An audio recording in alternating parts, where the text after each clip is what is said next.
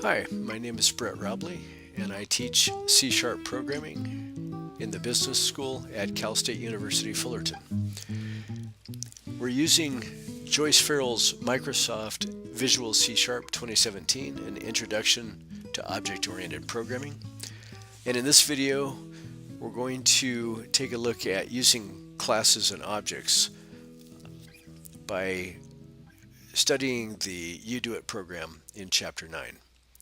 So let's go ahead and open up Visual Studio and create a Visual C# project. Select console app .NET Framework or .NET Application as the type, and then navigate to where you want to save it. I'm going to put mine in C# projects.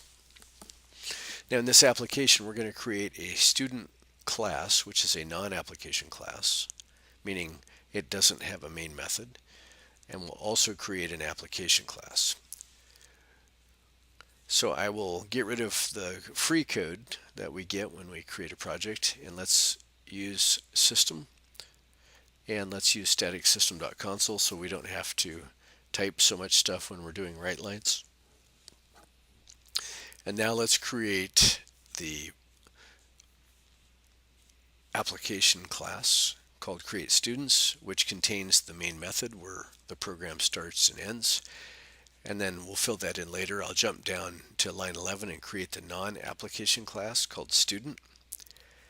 And here we're going to set up some variables. We'll store an ID number, which is a private int. We'll store a last name, which is a private string. We'll store a grade point average, which is a private double. And they're private, meaning that they're not accessible from outside the class. We'll create a couple of public constants that are accessible from outside the class, but they can't be changed. That's what the constant keyword tells the compiler. We'll set up the highest GPA for 4.0 and the lowest GPA to be 0.0. And now we're going to introduce what are known as properties in C#. Property is a mediator. It's the way that we're going to set the private values without setting them directly. And having the mediator, we're able to control how updates are made to the internal or private parts of the student class. So notice in line 19 we have a public int ID number with a capital I, and we have two accessor methods, a getter and a setter. So in line 21 we get the value that the property represents. So we return the lowercase ID number, which is called the backing store or the actual memory variable. And in line 22 we set ID number equal to value. Later on in the main program, you'll see how we use these properties in an assignment statement. Okay, in line 25, we're creating a second property, uppercase L last name, and we do the same thing with the getter and the setter. And then in line 30, you see a third property. We're creating a public double capital G grade point average, and we will use or define getter and setter methods here as well.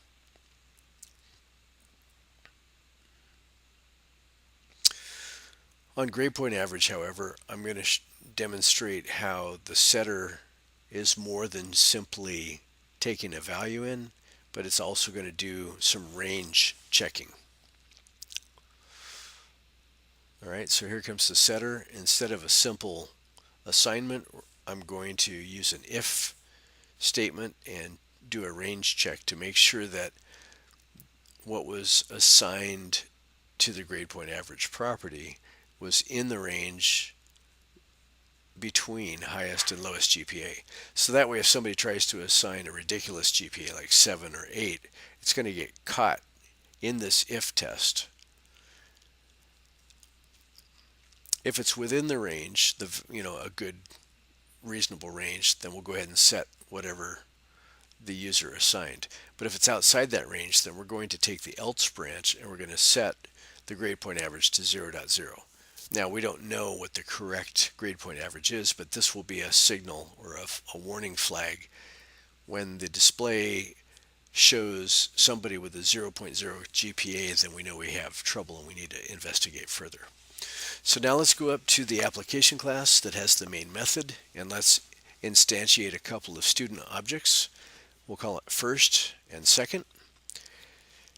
And student or class is a user-defined type. So we declare first to be student, and then on the right side of the equal sign, we use the new keyword and we call the student constructor. We do the same thing on line 8 for the second student. And now I'm going to make assignments to the properties on line 9, 10, and 11. For student first, I'll assign ID number equals 123, and that invokes the setter behind the scenes and stores 123 in the backing store, or the lowercase ID number. In line 10, we set the property last name to Anderson, which invokes the setter behind the scenes and stores the value Anderson to the lowercase private string last name. Same thing in line 11, and then 12, 13, and 14, I'm doing similar operations on the second student. On line 15 and 16, we'll make a call to display the first and second students, but of course we don't have a display method yet, so we'll go ahead and create that on line 19.